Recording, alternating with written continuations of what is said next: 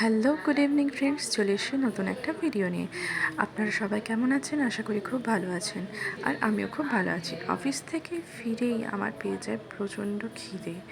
আর সেই কারণেই ভাবছিলাম যে কী বানাবো আর কী খাবো। এই করতে করতেই দেখলাম বাড়িতে কিছুটা চিড়ে রাখা ছিল। তো সেই চিড়ে দিয়ে ভাবলাম যে কিছু বানানো যাক। তো কড়াই চাপিয়ে দিয়েছি, তাতে তেলও দিয়ে দিয়েছি। তো তেলটা গরম হওয়ার পর আমি তার মধ্যে অ্যাড করে দিলাম একটু সামান্য পরিমাণ পেঁয়াজ কুচি, একটু টমেটো কুচি, তার মধ্যে সামান্য হলুদ আর সামান্য নুন। তো আপনারা অনেক রকমভাবে এটা বানাতে পারেন।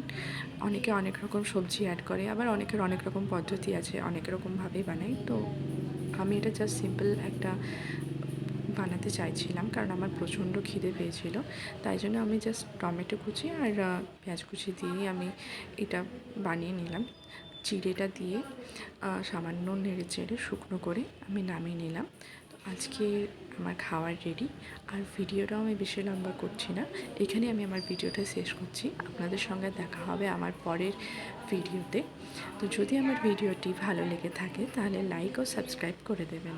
তো tata, thank you, good night.